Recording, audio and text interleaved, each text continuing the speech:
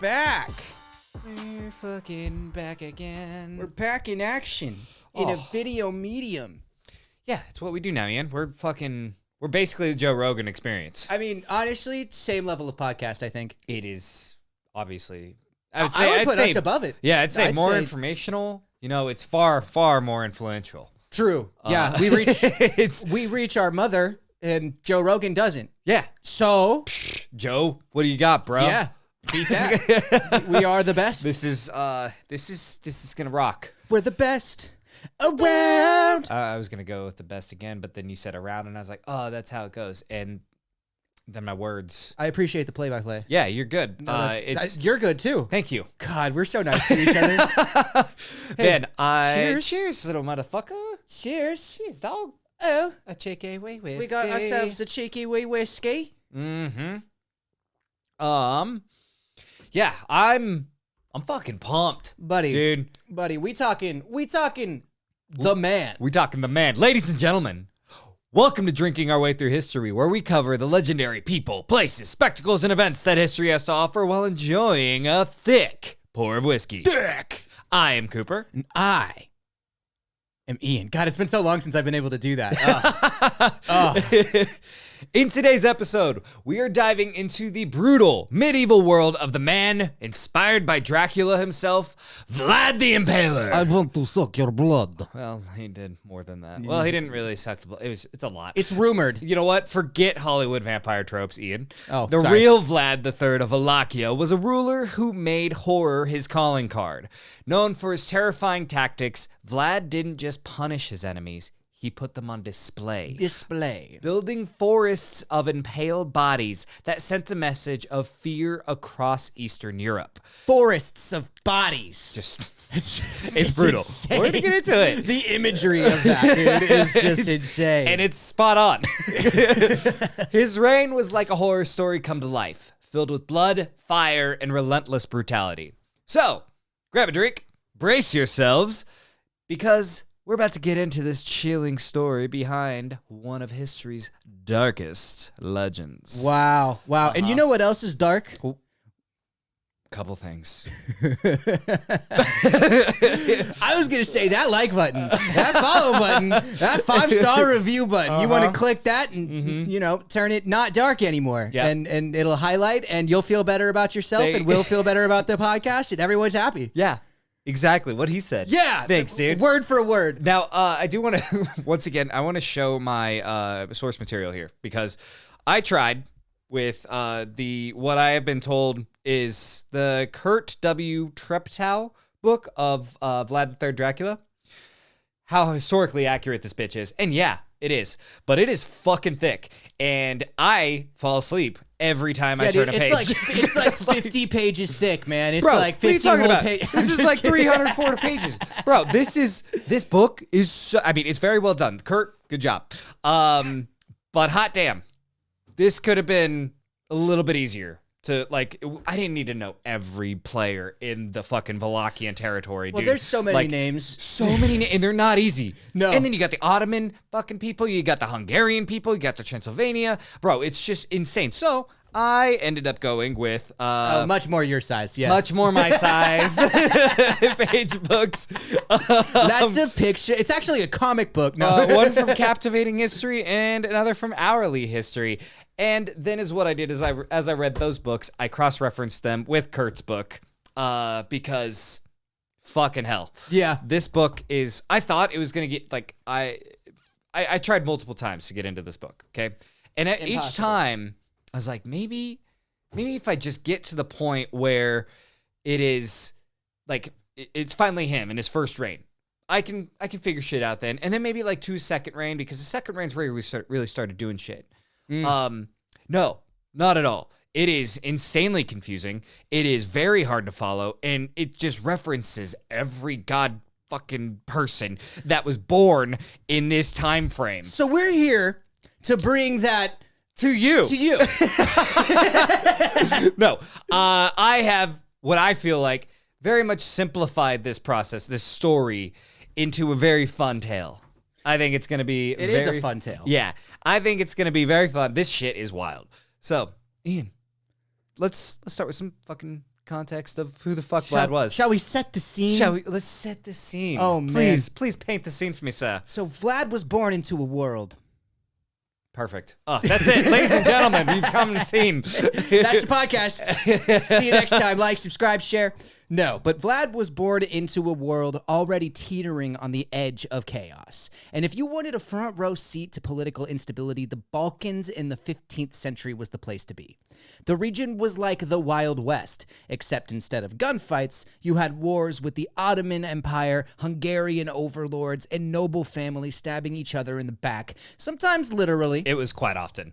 Yes, yes. Now, Wallachia, it's Wallachia, right? It's like Wallachia. A V. It's like a V sound. Yeah. Mm-hmm. So Wallachia in the 15th century was in a constant state of precarious balance, caught between the military might of the Ottoman Empire to the south and the Kingdom of Hungary to the north. Both empires saw Wallachia as a strategic buffer, a chess piece that they could use to protect them from direct invasion by the other. So for whoever sat on Wallachia's throne, a constant game of appeasement, switching allegiances, and trying to avoid being crushed or replaced by either side was played. It was a shitty place to be. It's like it's like Game of Thrones almost. Like kind of absolutely. Drama, you know, this world. The drama. I mean, and we're going to keep talking about this because it plays a major part of just the location and the buffers. It's a buffer zone at the end of the day between these two vast empires that constantly fucking hate each other. It is the Christian empire versus the Muslim empire. Oh, no, but they've always gotten along so well.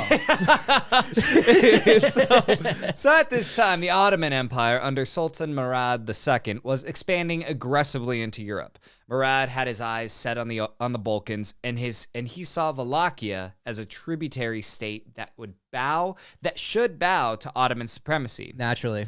On the Hungarian side, John Hunyadi, now remember him, he's a very fucking important part of the story. John Hunyadi. He is a military leader and Prince of Transylvania. Known for his campaigns against the Ottomans, sought to keep Wallachia aligned with Hungary, I think. Hoping to use it as a defensive barrier against the Turkish expansion. So each, like the Sultan and then whoever was trying to run the Hungarian Empire, was pulling Wallachia in both ways. And then they would use the nobles at this time as little chess pieces to overthrow or put puppet kings and rulers in place.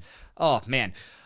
So for Wallachian rulers like Vlad II Dracula, Vlad the Impaler's father, this balancing act meant placating both powers and tributes, promises, and when necessary, blood. You know, that's such a cool fucking name.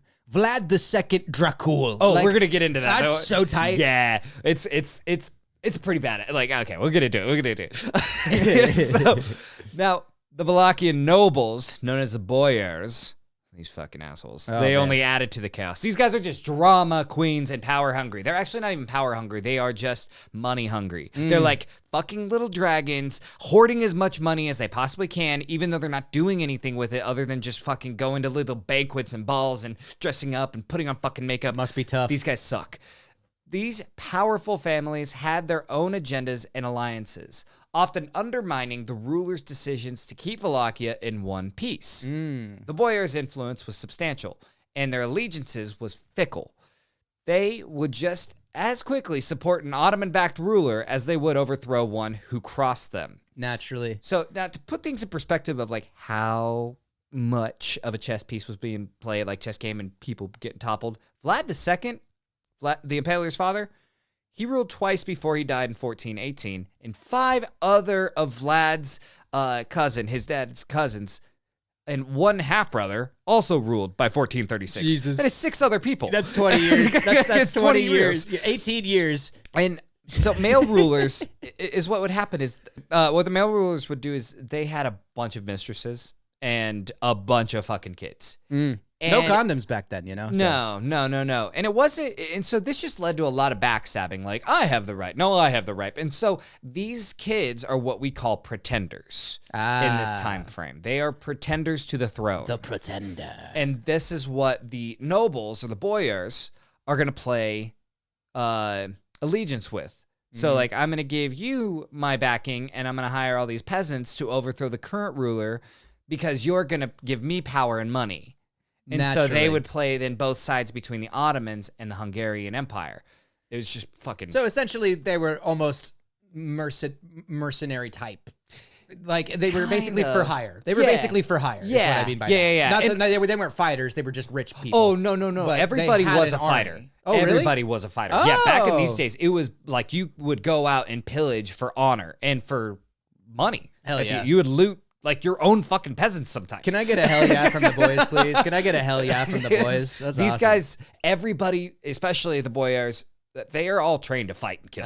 So they're like landlocked Vikings. Yeah, they wanted to go out and fuck shit up. Wow.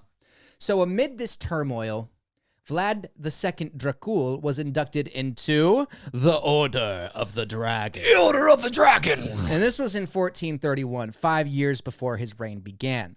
The Order of the Dragon was a chivalric order created by the King of Hungary, Sigismund. Yeah, Sigismund. And was essentially a coalition of noblemen and warriors. Little side note, Vlad II actually grew up as a hostage in Sigismund's court. Yeah, and they do this both in the Ottoman and the Hungarian court. They take the kids and then they raise them to be either Hungarian or Ottoman with their principles, and then raise them in their court to have more influence in the region that they kidnapped them from, essentially. That tracks. Yeah. That tracks. So in the 1400s, Europe wasn't just worried about plague or fabulous fashion choices. The Ottoman Empire was storming through, aiming to take everything in its path to keep their slice of Europe intact. They bad motherfuckers. They are dangerous. They are scary, a part of history.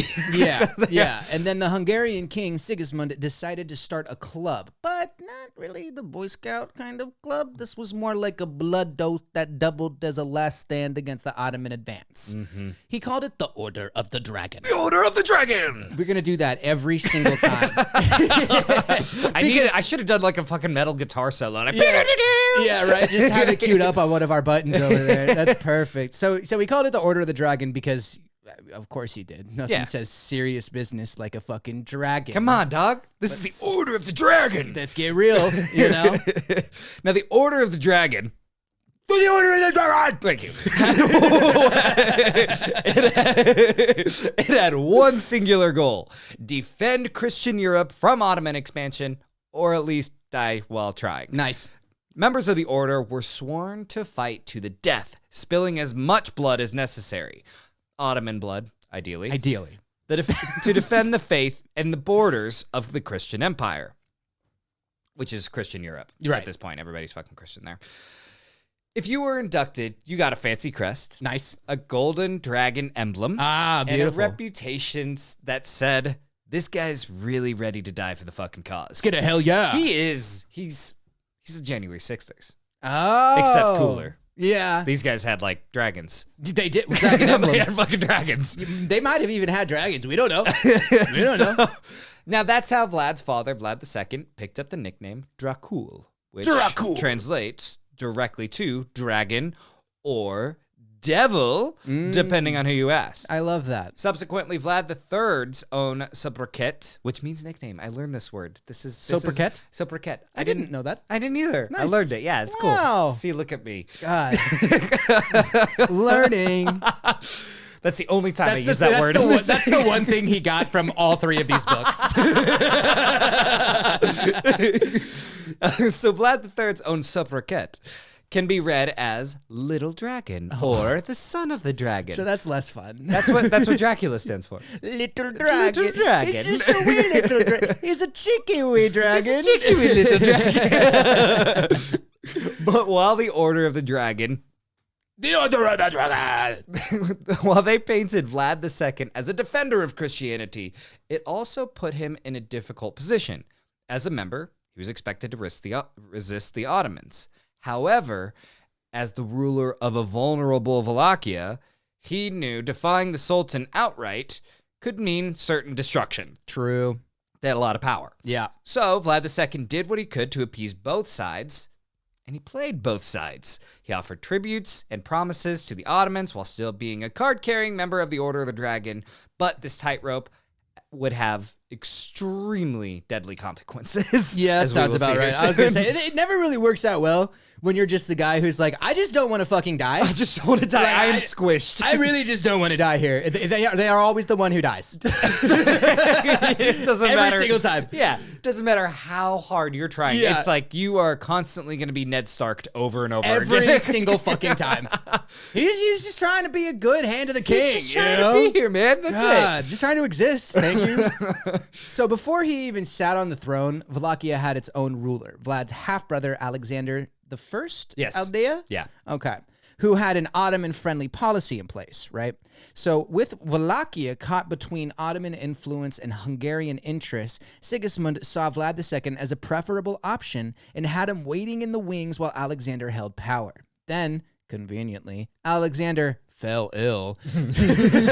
Yeah. Some records call it a sickness, and others suggest that Vlad might have had a hand in his brother's untimely demise. Just maybe. You know, it's like real funny how like he's just coming up in the ranks and then, oh, your brother's dead. Oh, no. And he's like, oh, gosh, whoever will rule now. I guess I'll take the seat. I suppose it's Let's up rule to me. this. Fuck the Ottomans. Let's go Hungary.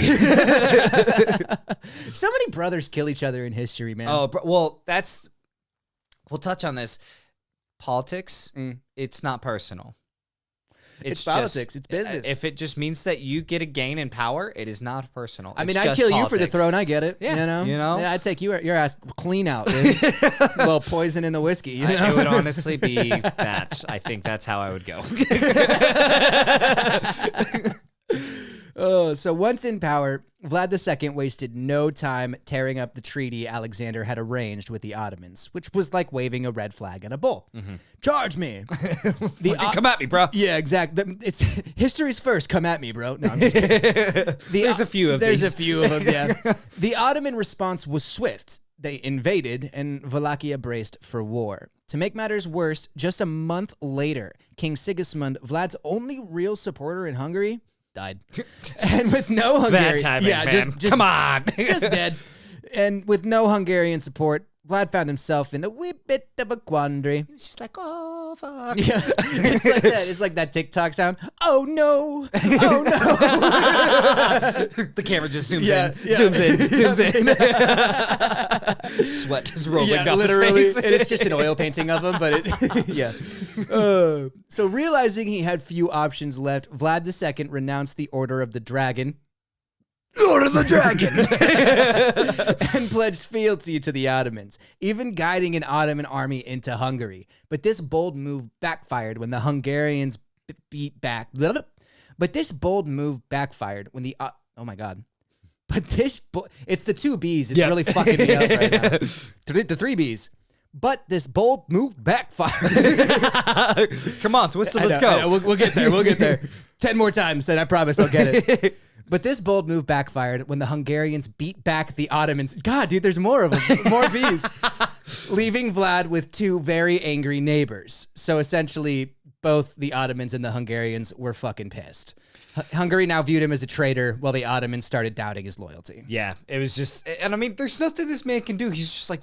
Fuck. Well, I know what he could have done. Picked a fucking side, maybe. Yeah, honestly, could have picked a side. Could have picked a side. Well, he did pick the Hungarian side, and then the Hungarian king was like, "I'm dead now," and then Hungary goes into chaos in their political structure, and John Hunyadi. Now he's like, ooh man, those Ottomans looking real good right now. Oh, the Sultan dog. He's fuck, man, they're impaling a lot of dudes. Yeah. I kind of something about these impaling thing. I think I'm gonna teach that to my children. Just shitty spot, man. I wouldn't want to be there. So Vlad stuck between a rock and Hungary, you know. Now Vlad III, Dracula, our boy here, our dude, our buddy, our G. He was born in 1431, and either all right, here we go. Sefresora, Transylvania, got that one, or Targovista. Targovista. I'm gonna go with that. Or Wallachia, or all in Wallachia. Those three fucking cities. No one knows because history doesn't know at all. They weren't too big on birth certificates.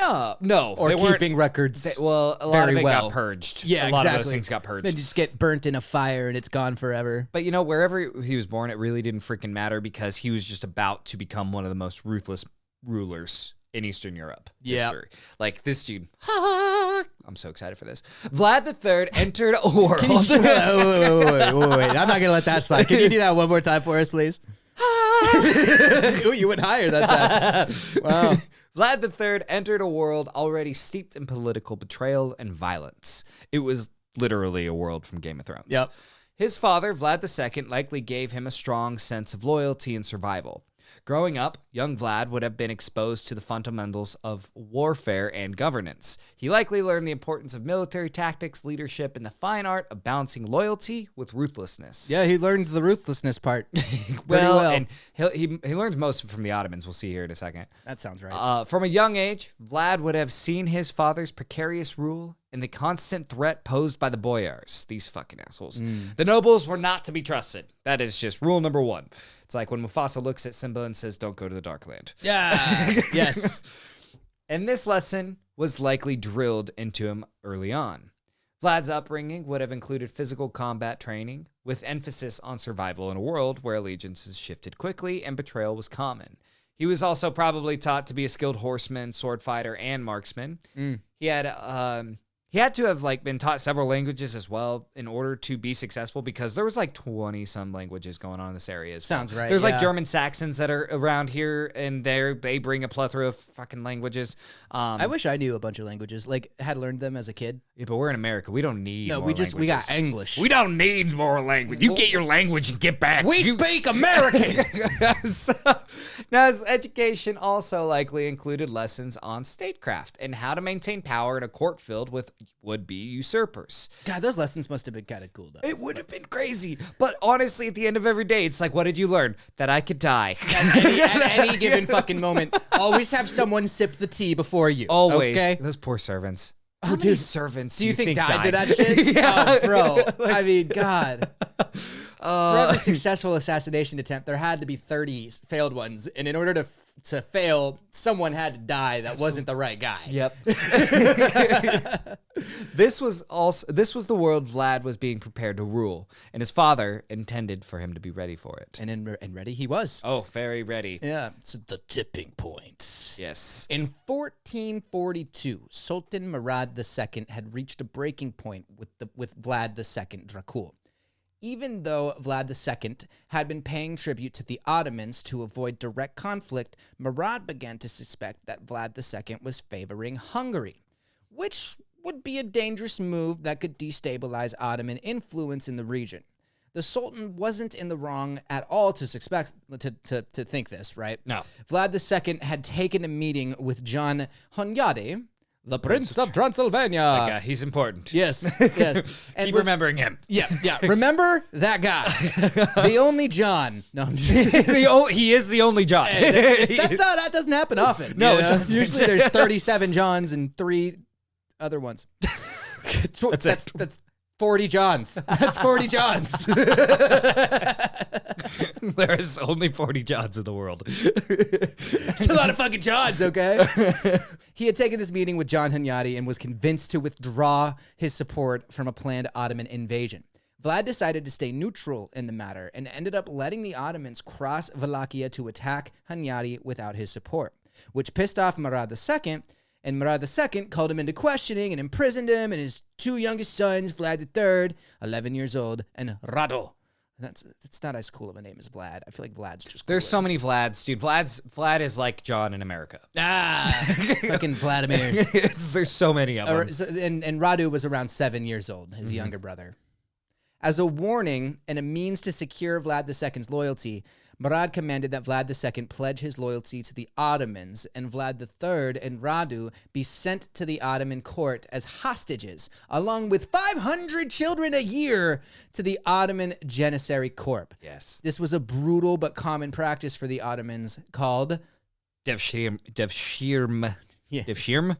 I never actually pronounced it. Put you on the spot did. there. Hell yeah, you did. I was like, he gave me this word on purpose, and I'm giving it right back to him. Devshirmi? It might be that. Devshirm. It's the only time we're going to call it this. Okay. Basically, it's a way to ensure that Wallachia would comply with their demands. By holding his sons, the Ottomans effectively controlled Vlad II's actions. Any betrayal would mean the death or torture of his own children. Yeah, this was a rough day for them. Now, when young Vlad and his brother Radu were handed over to the Ottomans, their experiences diverged extremely sharply. Radu adapted to the life at the Ottoman court, eventually earning the nickname Radu the Handsome. Nice. Yeah, he was handsome, clearly. Yeah, good-looking guy. And he formed close relationships with Sultan Murad's son, Mehmed II, who is the guy that would one day conquer Constantinople. Wow. This connection would eventually lead Radu to become a loyal Ottoman ally and work in the Ottoman court. But Vlad's experience was far less pleasant. Well, he was ugly. Vlad, he was an ugly boy. See, Vlad had also formed a relationship with Mehmed II, but he was absolutely not compliant. He resented the Ottomans and resisted their attempts to mold him into an obedient vassal. This defiance likely resulted in brutal punishment, serving as both discipline and a way to break his will. Yet, amidst the hardship, Vlad was learning. He paid close attention to the Ottoman military tactics, the art of psychological warfare to keep vassals in line, and perhaps most importantly, he witnessed impalement. Nice. Which was a favored Ottoman method of execution. I think I was still watching SpongeBob when I was around 12.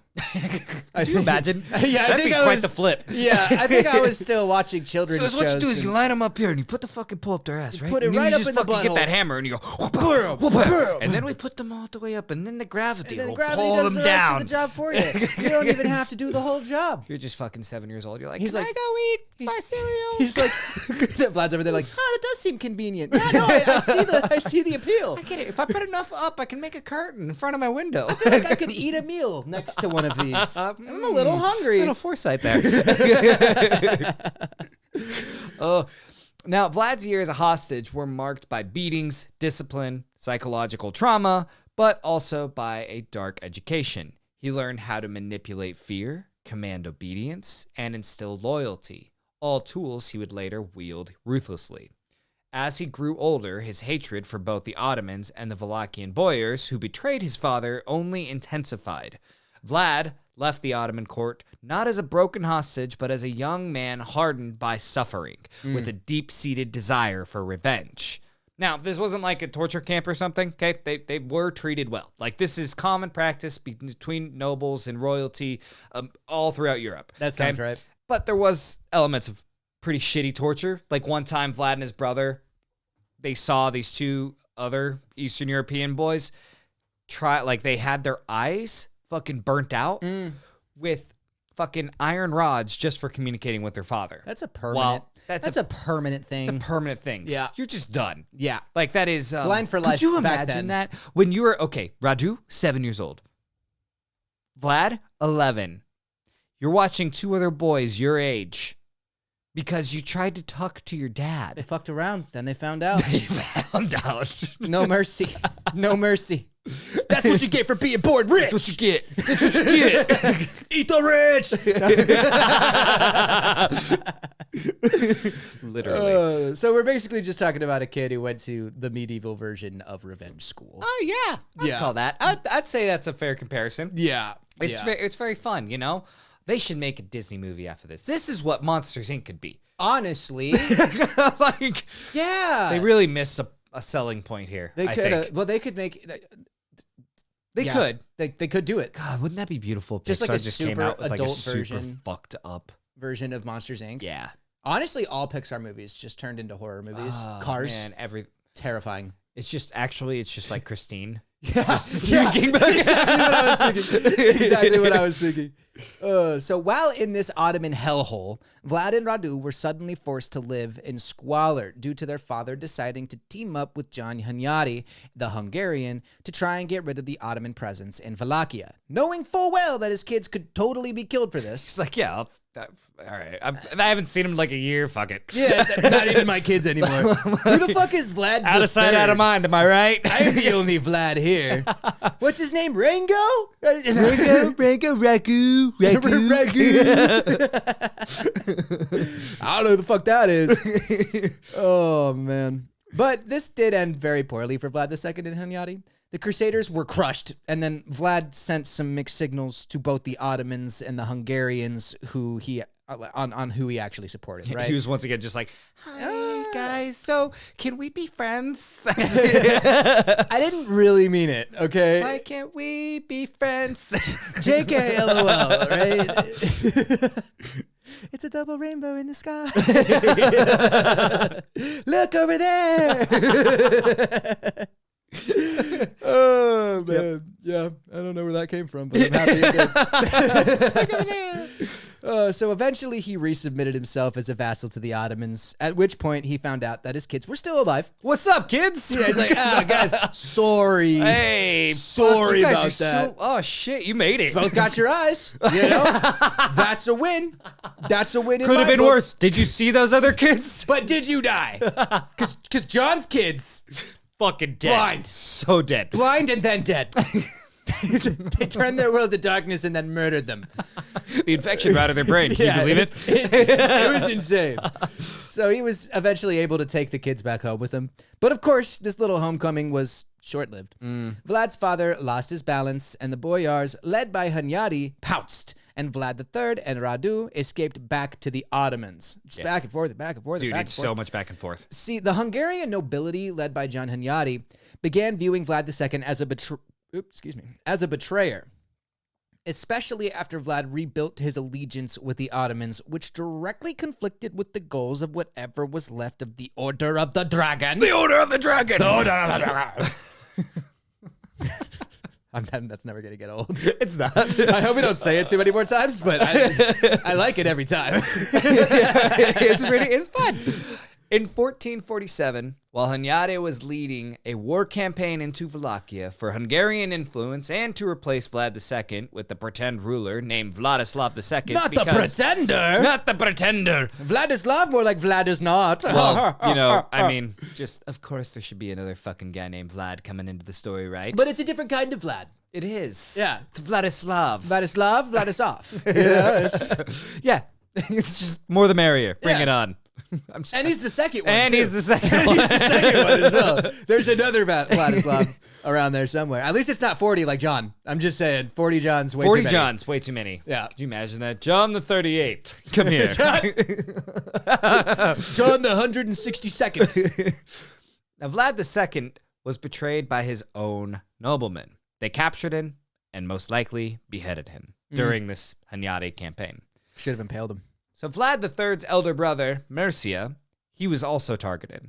Mircea had been left to defend Wallachia and was captured by the boyars who were loyal to Hunyadi.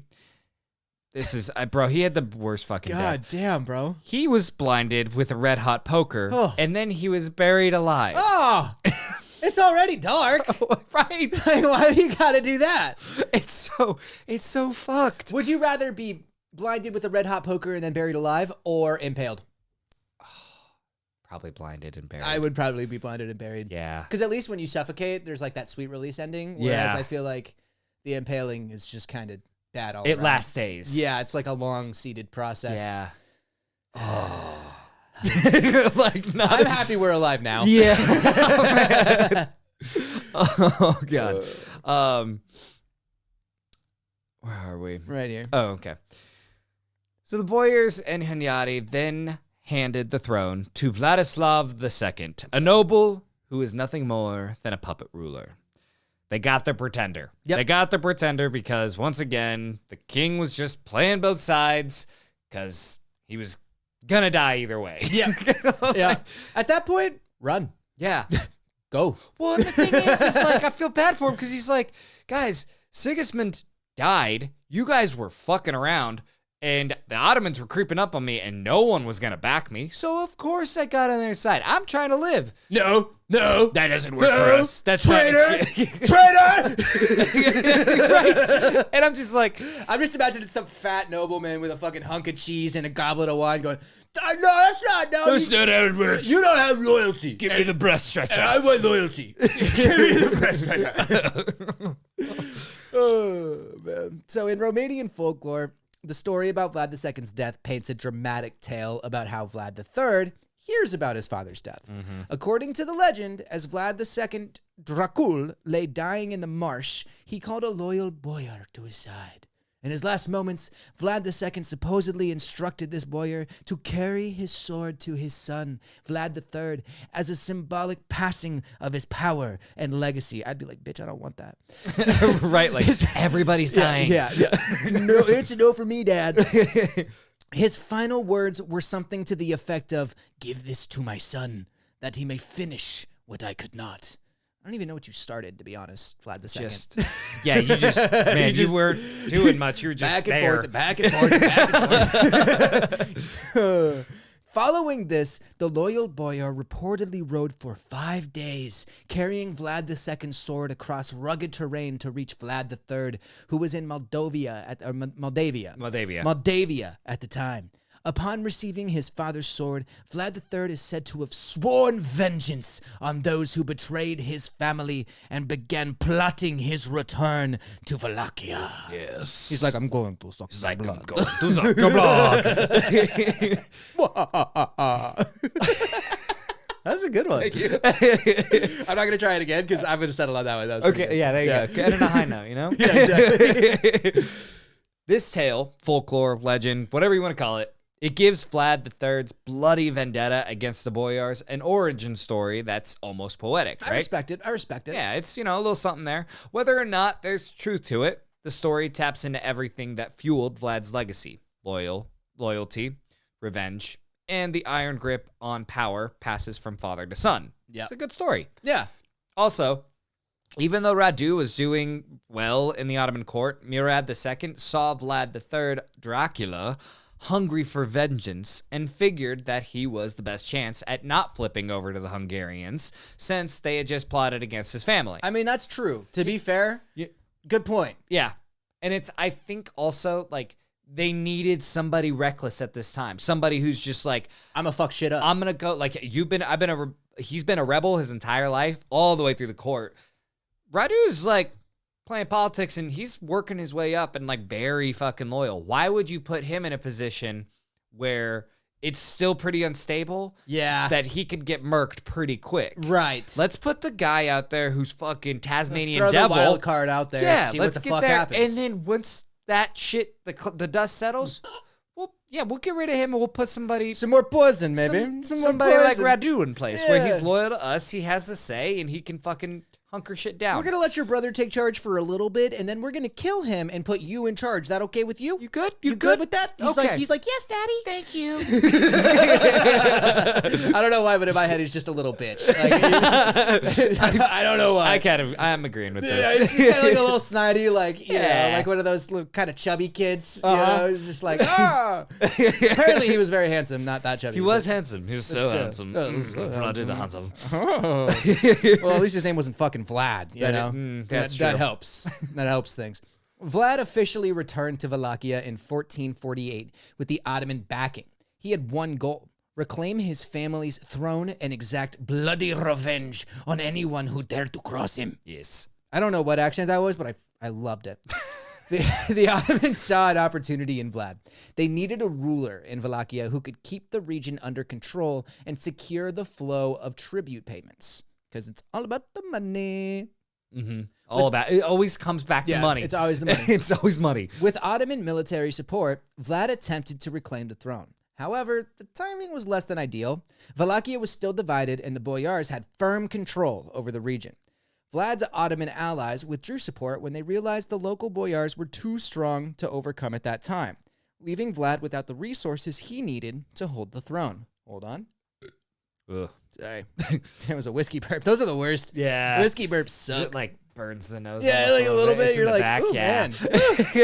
man. I'm awake now. It's like smelling salts. You know the Yes. Oh, I'm alive.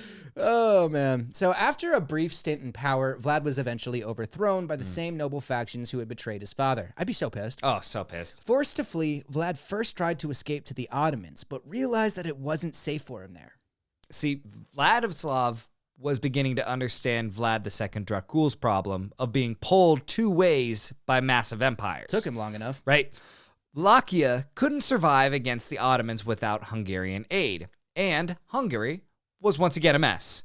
So he began talking to Sultan Murad II, and Vlad Dracula thought that his death might be part of the negotiation. So he retreated to the neighboring region of Moldavia, where he found refuge and regrouped. Dude, Hungary's so toxic in this story. Bro, so like, toxic. It's like that toxic ex that just won't leave you alone. Won't. And then they come back to any and they're like person. looking perfect and like they can help you solve your problems. Yeah, and then they just go right back to shit. Psychotic. Yeah.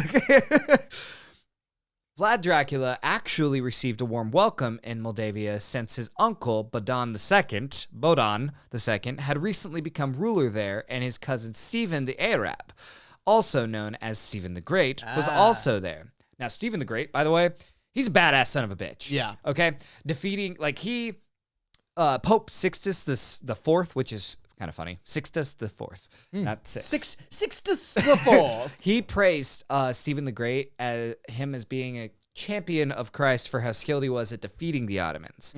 Moldavia was kind of in the same position as Wallachia, but Stephen was far more diplomatically skilled to keep things balanced between Hungary and the Ottomans, and his reign is actually known as the Golden Era of Moldavia. Oh, okay. He had far more of an impact over history. Right. Because he did a bunch of other shit, like way up in Germany and stuff like that. He's like the noble knight. Yeah. So these three, right? Vlad, Stephen, Bodan, they're hanging out, right? They're getting along with three peas in the pod. Vlad got a taste of some kind of Renaissance lifestyle for a little bit. And this was actually probably the most relaxing time period of his actual life. He's like, but there's no blood for my bread. There's no blood. I don't have There's no blood for my bread. But what am I supposed to dip this in? But, of course, in these beautiful, beautiful times, the good times never last. And Bodan II was assassinated by his half-brother. God damn it. So Vlad and Stephen both decided to flee Hungary, where he was forced to play cat and mouse with John Hunyadi and actively avoid being killed. So fucking stressful. Like, how do these people had to have slept every day? Bro. Right? They have to go to sleep at some point. How do you go to sleep when you're constantly on the verge of death, torture, maiming, every day. Your balls are gonna get chopped off and you have to eat them type shit. Red hot pokers in the eyes, buried alive. Yeah, you don't know if you're gonna just die instantly either, or get like kind of tortured for a day, or get tortured for years. Years. It's not a great place to be. No. But then everything changed again. Get this? Ready? Sultan Murad II died. God. Of Who the killed Ottoman him? His Empire. half-brother too? No, I think he just actually died. He just, peacefully went. God, that's the way to go. Honestly. Back then. Now, in his place, Mehmed II took his place. Mehmed II then made it his main priority to conquer Constantinople. Now, go watch fucking The Rise of Empires. Ottomans, go Rise of Empires, Ottoman on Netflix. It is so good. I did watch it. It is pretty dang. It definitely leans more to, like, the Ottomans weren't that bad. They were just trying to conquer because the empire. They were just trying to conquer. Just let them conquer. Just let them conquer. Let them slay. Just let them conquer. I wish it would have captured a little bit more of their the own dark side? brutality. Yeah, because they were ruthless fucks. Yeah. So John Hunyadi, his power was shrinking at the same time due to his two most recent defeats against the Turks. Like, a few years ago, this dude ran Hungary through a child king because the king of Hungary was like fucking 8 years old. Because that happens a lot too. Naturally. But now he was just the Prince of Transylvania. So he's just like a pretty boy on the side. Oh no, just a prince. I'm just a prince. And the good old pretending ruler Vladislav was leaning more and more to the Ottomans, which meant that Hunyadi was looking for a new Prince of Wallachia. Man, I just feel like the Ottomans were kind of the side to side with this whole time. The whole time. The entire time, you should have just been siding with the Ottomans. Yeah. But keep in mind, it's not just like the Hungarians and the Ottomans are talking directly to whoever's ruling. It is they're playing the boyars as well. They are coming in and they are influencing and they are manipulating their own courts. Dropping sacks of gold in people's laps. And, exactly. And it's like, hey, we'll give you more power and we won't kill you if you join us to fucking overthrow your pretender or this guy. It would have been so stressful to live in these days. Yeah. So Vlad Dracula was a voivode. Voivode. I think I honestly have no idea. We're gonna I say think it's Voivode. Voivod. I like Voivode. Okay, we'll go with Voivode. Yeah. Voivode. Voivode. It's Italian now. So Vlad Dracula was a Voivode without a Voivode ship. Fuck you, dude. You did that on purpose, bro. You chuckled when you typed that. You chuckled when you fucking typed that out, bro. The audacity. So what the fuck does it mean, Cooper? What does that mean? It means a royal. It means, yeah. Couldn't have just said a royal? Without a royal ship? No. Without... I had to do the Voivode. He don't even know how to fucking say it. Oh my god. So he got cast out of Wallachia with no allies in sight, essentially, is what that means. Yes. You piece of shit. You're welcome. But he was nothing if not resourceful and, of course, ruthless. Yeah. He did what no one expected. He sought to team up with John Hunyadi. The man who had a hand in his father and brother's deaths. Yeah. Why would Vlad turn to a man who'd likely been complicit in destroying his family? Well, it's simple. Survival. Yeah. Yeah. Wow. We said it together. We did. We're so cute. Gosh, now say Voivod though. So Vlad may have hated Hunyadi, but he hated being dead even more. Yeah. Which, I mean, fair. You can't really do much when you're dead, you know? Yeah. It's like, damn. Yeah. Yeah, These other assholes. You got the fucking boyars and the other voivodes. I like how you said he hated being dead even more. Like, I fucking hate that shit. That shit sucks. Fuck being dead, dude. Fuck that shit, dog. So that's the name of the podcast. Death hate. Hates being dead. The hatred of death. What? What is this even about? Death and hate. Obviously, it's Dracula. Duh. So after being deposed, Vlad's options were very limited. The Ottomans were off the table. They were neck deep in their own battles and also negotiating with Vladislav, and Vlad's volatile position in Wallachia made him too risky for them to support. Let's just throw him to the fucking wolves. Why not? Hunyadi, the self-appointed defender of Christendom against the Ottomans, held power that could make or break anyone's claim to the Wallachian throne. For Vlad, turning to Hunyadi was less about trust and more about necessity. In the cutthroat world of the 15th century Eastern Europe, enemies had to make nice sometimes, especially when their interests aligned. What's the classic saying? The enemy of my enemy is my friend? That's, absolutely. I actually, in this next section, I wrote that. Hunyadi's anti-Ottoman stance was well known, and Vlad saw an opportunity in it. They shared a common goal: keep Wallachia out of Ottoman hands. It was the classic enemy of my enemy situation. Wow. Did you just come up with that on your own? Such a good thought. Oh my gosh. I'm a fucking genius, You dude. are. Honestly, they should start calling me Vlad. I mean, let's be real. As long as I'm not John, I'm happy. Fuck John. And for a Hunyadi, Vlad was a useful asset. Angry, ambitious, and burning with a hatred for the Ottomans that was almost as strong as his own. Yeah. This is, man, I think of John Hunyadi, he's Littlefinger, except on steroids. Totally Littlefinger. Yeah. Yeah. He's manipulating everything. Game of from Thrones shadows. reference for those of you who don't. This is Game of Thrones, bro. It is literally Game of Thrones. This is so much Game of Thrones. It's crazy. By joining forces with Hunyadi, Vlad found a path to regain Wallachia by reclaiming legitimacy in Hungary and eventually settling old scores. And in return, Vlad could give Hunyadi an upper hand on the Ottomans since he had first-hand knowledge of the Ottoman military and leadership strategies. But let's be clear. This was a fragile, temporary alliance. Yes. Okay. Vlad and Hunyadi might have fought for a shared cause, but trust? Fuck no. That was a luxury neither one of them could afford. I don't know how you trust your own mother in this time. You don't. Actually is the fucking answer. You don't. It is just insane. They tolerated each other out of necessity, each biding time until the other was no longer useful. It's like that classic movie handshake where the two enemies, they're like, truce. Shake. They like shake hands. They and got then, their fingers crossed and behind then, their and then back. at the end of the fight, they backstab each other. And Right. Neither one ends up winning. They both die or something. And then the main character ends up winning because of that. You know, it's something It's crazy. just the asshole wins. Yeah.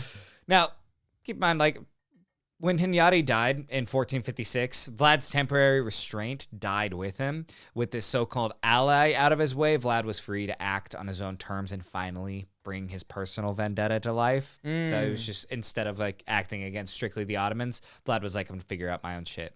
That's fair. It's like 15th century therapy for nobles. Really is. Yeah. Now, keep in mind, like we said, politics isn't personal. This alliance with Hunyadi shows the ruthless pragmatism that defined Vlad's reign. He didn't have the luxury of loyalty or friends. So lonely. No shit, right? Yeah. He had the power and survival. He had power and survival to think about. And he wasn't about to let something like familial revenge get in the way of his ambitions, because politics isn't personal. Say it with us. So Vlad was coronated in the Hungarian court by the new Hungarian king and swore an oath, a very similar oath to what the Order of the Dragon was, to defend Christendom from the Ottomans. So many oaths. I always find that so funny. It's like, oaths. I swear an oath and I'll never be a liar. I'll never lie. 5 days later. I was just kidding about that oath thing. JK, had my fingers crossed. So anyways, we're here now. I said that over there. Yeah. We're here now. Yeah, we're in a different country. Oaths don't apply. Okay? Hey, man. Got different hoes for different area codes. Yeah, different oaths for different. I got oaths in different area codes. Oh, that's good. No, that was good. I like that. Yeah, right? Yeah. But to sour the mood a bit for the Hungarians and Vlad, in 1453 they received news that Mehmed II was successful in overtaking Constantinople, and the story started to file in that the Ottomans were impaling prisoners in front of the city walls. Yeah, they left that out of Rise of Empires on Netflix. They didn't show many impalements there. So naturally, Vlad started getting hard. He's like, impalement? Like, what the fuck? I remember those. Impalement! So Hunyadi knew that the Ottomans had momentum on their side and knew that their next attack would be on the Hungarian frontier in the city of Belgrade, just west of Wallachia. So, in 1456, he took an army of mercenaries to relieve the city, leaving Vlad to defend the pass into Transylvania and to keep Vladislav tied down. I always forget Vladislav's still around, is just still there. He's still ruling. Yeah. Okay, Vlad is not. He has not taken over yet. He's doing his best. Yeah. Hunyadi was able to make it to Belgrade right as the city was about to fall, and helped reinforce the city at the last possible moment, defeating the Ottomans. Yeah, this shit was. It was pretty badass. Yeah. He came in and he wrecked shit up. Like, he fucking swooped in last minute before Ottomans were like, we're gonna fucking win. Mm-hmm. And he was like, nah, I got this shit. Like, he snuck in the back door somehow and then reinforced all the walls and was just like, fuck the Ottomans, bro. You mean he snuck in the back door, like all of those spikes that they impaled people with, sneaking in the back door? Right in your back door, right up your asshole. Right up the booty. So, this might have been Hunyadi's greatest military accomplishment. Once again, all good things come to an end. Pretty quickly. Yep. While the Hungarians were celebrating this victory, Yep. They were celebrating this victory, a plague came into town and damn near killed every single person, including John Hunyadi. Yeah. It was like, oh, all right. So, in 1456, with Hunyadi's support, before he died, Vlad launched his second attempt to reclaim Wallachia. This time, he was more prepared, and he had the backing of Hungary. Why do I keep saying it like that? Hungary. It's like you're saying some dude named Gary is very hung. Like some dude named Gary's got a large cock is what it sounds like you're saying. But you guys know Hungary. Hungary. You know him. You know Hungary. I do not know Hungary. Hungary? Come on, man. Biggest cock around. So Vladislav II, who is still the current ruler, was being pulled in two different directions by the Ottomans and the Hungarians. But he was leaning towards the Ottomans, as we previously covered, and Hunyadi was over it. The night before Vlad Dracula's and Vladislav's forces met for battle, Vlad Dracula looked up to the stars. Turned into a bat, and he flew away. No, get this. He saw Halley's Comet. Oh, no shit? Yeah. So he saw Halley's Comet, which at the time, because remember, it comes around like every 70 years. That's where he gets 80 his years. powers. Right. At the time, people interpreted Halley's Comet as a very bad thing or a very good thing. And Vlad took it as a good thing.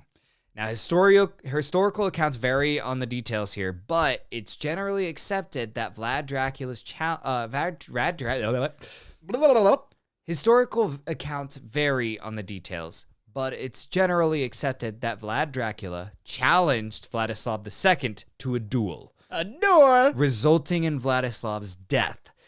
In either the ensuing battle between their two armies or the duel between the two, Vlad personally killed Vladislav. That is like everybody said that he definitely murked his ass. Nice. I do kind of feel bad for Vladislav. Like, he didn't really do anything. He was a dick. Was he a dick? He kind of can't. Yeah, Did he deserve it? He was a pretender. All right, like, I take back my pity. I take it back. Like, I'm just gonna go with like, I'm just gonna presumptuously say fuck Vladislav. Okay. All right. Okay. Fuck that guy. Yeah, fuck him. I don't know who you are, but you know, probably an asshole. Yeah. So when he personally killed Vladislav, this not only eliminated his main rival, but also marked Vlad's return as the voivode of Wallachia. That's not voivode. Voivode. There's no I in there. You know what? It marked Vlad's second return to Wallachia. But this was not a peaceful transition. It was a takeover rooted in bloodshed and vengeance. And so people weren't exactly happy about that. Not a peaceful transfer of power. No, it doesn't seem very peaceful at all. Once in power, Vlad wasted no time in targeting the boyars who had conspired against his father. His primary goal was to consolidate power and break the control that these powerful noble families held over Wallachia. Vlad's ambition was to establish a centralized rule where loyalty was absolute. He saw fear as the most effective tool to achieve this. Not wrong. Now, Vlad had I like how you throw the nows in there now. It's just funny. Oh, yeah. Because you know I'm going to fucking say it anyway. Now, Vlad had a tricky situation on his hands again, holding on to power that was gained through bloodshed, which is really not that easy to do throughout the course of history. You know, if it's gained through war, bloodshed, yada, yada, yada, usually you just get killed pretty quickly. Yeah. Yeah, that's true. That is, yeah. He had promised to pay Mehmed 2,000 gold as a tribute and agreed to let the Ottoman armies cross his lands. The agreements were only to buy more time for him to build and repair more fortresses and solve internal problems at home. Yeah. Yeah, he knew what he was doing. He started placating and fucking buying his time, and he's like, I'm gonna fuck shit up. I'm gonna make my stand. The nobles that had supported him in his takeover were just a small minority of the nobility. Most of them had been in favor of the pretender. I'm assuming they liked him more because they could control him, easier, and they couldn't do that to Vlad.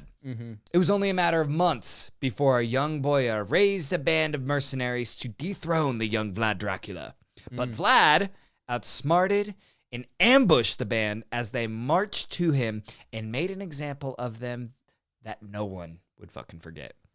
His troops sharpened long stakes, greased them up, and then shoved them into the bodies of all the men, planted the stakes in the ground, and left them by the road to die over the coming days. Vlad the Impaler was born. Bum, bum, bum. But where was he born, Cooper? In a world. In the world. He was born in a world. And that's where we'll pick back up on next week's episode of Vlad the Impaler. So we got Vlad. Next time we get the Impaler. Man, we didn't even get into the juicy shit. Oh my God. We have so much. Oh man, the next episode's going to be. That's a gross way to say that, juicy shit, because think about it. It's like it's so juicy. That's where the stakes are going, into the juicy shit. Man, next week's episode is going to be so fucking bloody. Oh, it's going to be so bloody. Pumped. I am so pumped. I mean, dude, this story is, I mean, I was intimidated to do this story based off, like, first of all, I just thought, if you read fucking Kurt's book here, there are so many Vlads actually in this story. There are so many, and I'm like, I can't keep that many Vlads in line, okay? And then it's just the constant back and forth, and then the conflicting sources as well. Yeah, and he's telling all the sides. Yeah. I mean, because Kurt here, he's very good. He's got so many resources. So I decided to find a much more comprehensive guide and then base it off of what he says, and then that's what I'm gonna go with. Yeah, and this one's like 8 pages. That's like this highlights. Is like a 20-page book. That's where I started with. This might be the smallest book I have. It doesn't even have page numbers. That's how small this book is. I know. That was the beginning of my outline. I love this so much. Yeah. Where did you even find something like this? I did a lot of research on what is the quickest, most accurate highlight level book I can find on Vlad. Vlad the Impaler, a life from beginning to end. And it's quick. But it's great because it gives me like, okay, here are the highlights. Let's build out the story from there. It doesn't even say who wrote it. Hourly History wrote it. That's a weird name. They wrote it together. It was a group effort. Oh, well, yeah. So we'll catch you next week. Follow us on all the social bullshits. You can check out all the links on drinkingourwaythroughhistory.com. We also have YouTube up and running, so you can track that You now. can watch our pretty faces. Yeah. Go like our shit on TikTok. We're there. We're there. I was gonna say, sound a little less excited about it. Your enthusiasm is befuddling me. Thank you. Ian, do you have anything to say to the kids? Hey, if you made it this far in the episode, you're a freaking legend. We appreciate you. Don't forget to like, subscribe, all that social bullshit stuff that Cooper said, and yeah. Stay beautiful, bitches, because we fucking love you.